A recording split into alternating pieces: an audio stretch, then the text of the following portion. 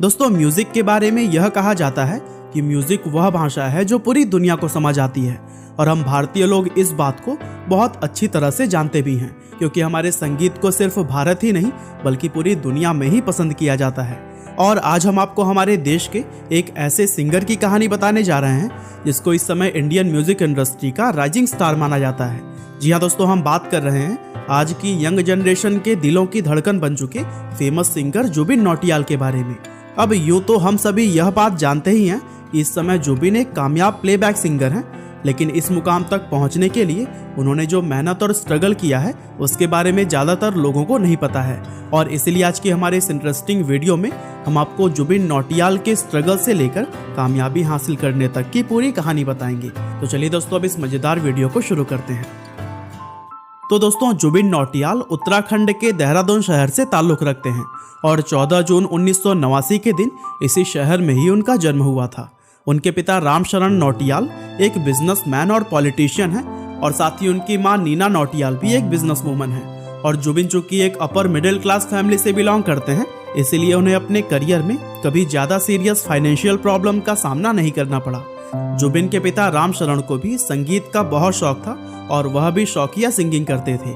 और कहा जाता है कि जुबिन को सिंगिंग का टैलेंट उनके पिता से ही विरासत में मिला है। साथ ही आपको यह बात जानकर हैरानी होगी कि जुबिन ने सिर्फ 4 साल की उम्र में ही संगीत में रुचि लेना शुरू कर दिया था। असल में जुबिन अक्सर अपने पिता को घर के अंदर गाते और गुनगुनाते हुए देखते थे और उन्हीं को ही देखकर जुबिन ने भी बहुत छोटी उम्र में ही सिंगिंग करना शुरू कर दिया था। और दोस्तों, लाइफ में सक्सेस हासिल करने के लिए अपने पैशन को पहचानना सबसे ज़्यादा ज़रूरी होता है और जो इंसान अपने पैशन को पहचान जाता है फिर उसको कामयाब होने से कोई नहीं रोक पाता। हालांकि ये इतना आसान भी नहीं होता और बहुत से लोग तो अपनी पूरी ज़िंदगी भर यह पता नहीं लगा पाते कि आखिर उनका पैशन क्या है। लेकिन जुबिन नौटियाल एक ऐसे शख्स हैं जिन्हें बचपन से ही समझ आ गया था कि संगीत ही उनका पैशन है और उन्हें आगे चलकर एक कामयाब सिंगर बनना है। और यही वजह थी कि जुबिन ने अपनी 8वीं क्लास तक की पढ़ाई तो सेंट जोसेफ एकेडमी नाम के एक स्कूल से की थी, लेकिन इसके बाद उन्होंने देहरादून के ही वेलकहम बॉयज स्कूल में एडमिशन ले लिया, क्योंकि इस स्कूल में क्लासिकल म्यूजिक सिखाया जाता था और जुबिन यह चाहते थे कि उनकी संगीत सीखने की शुरुआत भारतीय क्लासिकल संगीत से हो। इस स्कूल में पढ़ते हुए उन्होंने औपचारिक रूप से न सिर्फ क्लासिकल संगीत सीखा बल्कि इसके साथ ही वह गिटार, पियानो, हारमोनियम और ड्रम जैसे म्यूजिकल इंस्ट्रूमेंट को प्ले करना भी सीख गए थे। असल में बहुत कम उम्र में ही जुबिन के दिमाग में यह बात क्लियर हो गई थी कि उन्हें अपनी लाइफ में आखिर करना क्या है।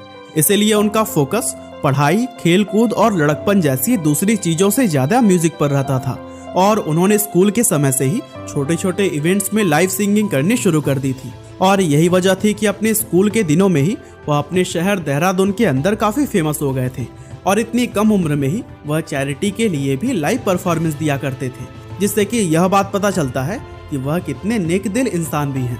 अब यूँ तो जुबिन अपने शहर में काफ़ी फेमस हो गए थे, लेकिन वह यह बात भी अच्छी तरह से जानते थे कि उनका सिंगर बनने का सपना सिर्फ मुंबई शहर में जाकर ही पूरा हो सकता है। इसलिए स्कूल की पढ़ाई पूरी होने के बाद साल 2007 में उन्होंने मुंबई के मीठीबाई कॉलेज में एडमिशन ले लिया और उस समय जुबिन की उम्र सिर्फ 18 साल थी। और कॉलेज की पढ़ाई के साथ ही उन्होंने अपने लिए सिंगिंग के अवसर तलाशने भी शुरू कर दिए थे। और दोस्तों, इसी तलाश के ही दौरान एक दिन अचानक से उनकी मुलाकात हमारे भारत के महान म्यूजिक कंपोजर AR रहमान जी से हो गई। हालांकि यह मुश्किल से सिर्फ एक छोटी सी 5 मिनट की मीटिंग थी, लेकिन इस छोटी सी मुलाकात ने ही जुबिन का करियर बनाने में बहुत अहम रोल निभाया। दरअसल इस मुलाकात के दौरान जुबिन ने अपनी आवाज़ रहमान जी को सुनाई और फिर उनसे राय ली कि आगे उन्हें क्या करना चाहिए। और इस पर रहमान जी ने उनसे कहा कि तुम्हारी आवाज़ तो बहुत अच्छी और बहुत अलग तरह की है, लेकिन अभी तुम्हारी आवाज़ डेवलप हो रही है और इसको पूरी तरह से डेवलप होने में कुछ समय और लगेगा। इसीलिए तुम्हें काम तलाशने की बजाय कुछ साल संगीत को सीखने और अपनी आवाज़ को और बेहतर करने में बिताने चाहिए। और जुबिन के ऊपर रहमान जी की इस एडवाइस का काफ़ी ज़्यादा गहरा असर पड़ा और उन्होंने तुरंत ही अपना एडमिशन वापस अपने शहर देहरादून में ट्रांसफ़र करवा लिया और खुद भी वापस देहरादून शिफ्ट हो गए। अपने शहर में वापस आने के बाद उन्होंने फिर से अपनी स्कूल की टीचर वंदना श्रीवास्तव से म्यूज़िक की ट्रेनिंग लेनी शुरू कर दी और इस दौरान बीच बीच में वह बनारस जाकर छन्नूलाल मिश्रा जी से लाइट क्लासिकल भी सीखते रहे। इसके अलावा उन्होंने हिंदुस्तानी क्लासिकल म्यूज़िक की ट्रेनिंग अपने गुरु मिस्टर सामंत से ली थी और साथ ही वेस्टर्न म्यूजिक सीखने के लिए वह चेन्नई भी गए, जहां उन्होंने फेमस गिटारिस्ट रामास्वामी प्रसन्ना जी से ट्रेनिंग ली। और दोस्तों, जुबिन ने अपने अगले 4 साल इसी तरह मेहनत से अलग अलग जगहों पर संगीत सीखते हुए बिताए, क्योंकि इंडियन म्यूजिक इंडस्ट्री में उतरने से पहले वह संगीत की सभी बारीकियों को सीखना और समझना चाहते थे। और फिर 4 साल लगातार ट्रेनिंग करने के बाद से जब उन्हें लगा कि वह प्लेबैक सिंगिंग के लिए तैयार हैं, तब उन्होंने एक बार फिर से अपना रुख मुंबई की तरफ कर लिया। और यह साल था 2011 का, जब जुबिन मुंबई में अपने लिए सिंगिंग के अवसर तलाश रहे थे। और उसी साल भारत में एक नया singing reality show x factor भी शुरू हो रहा था और उसके ऑडिशन चल रहे थे। और फिर जुबिन ने भी सोचा कि क्यों ना इस रियलिटी शो में हिस्सा लेकर अपना लक आजमाया जाए, और यही सोचकर वह ऑडिशन देने के लिए पहुंच गए। अब चूंकि जुबिन एक टैलेंटेड सिंगर थे, इसीलिए इस शो में उनका सिलेक्शन बहुत ही आसानी से हो गया था। वैसे आपको यह बात जानकर काफी हैरानी होगी कि इतना जबरदस्त सिंगर होने के बावजूद भी जुबिन इस शो में टॉप 25 से आगे नहीं बढ़ पाए थे, लेकिन वह अपने करियर के इस नाकामयाबी से बिल्कुल भी निराश नहीं हुए। और इस शो से बाहर होने के बाद से वह फिर से उसी तरह काम की तलाश में निकल गए जैसे कि वह पहले किया करते थे। उस समय जुबिन अपने कंधे पर गिटार लटकाए पूरे मुंबई शहर में अलग अलग म्यूजिक प्रोडक्शन ऑफिसेज के चक्कर लगाते थे। और चूंकि इस इंडस्ट्री में उनकी कोई जान पहचान नहीं थी, इसीलिए बहुत से ऑफिसेज में तो उन्हें घुसने भी नहीं दिया जाता था। लेकिन इस रियलिटी शो का हिस्सा बनने से जुबिन को यह फायदा हुआ था कि म्यूजिक इंडस्ट्री से जुड़े हुए कुछ लोग उन्हें पहचानने लगे थे, जिसकी वजह से उन्हें सॉन्ग्स के स्क्रैच गाने का काम मिलने लगा था।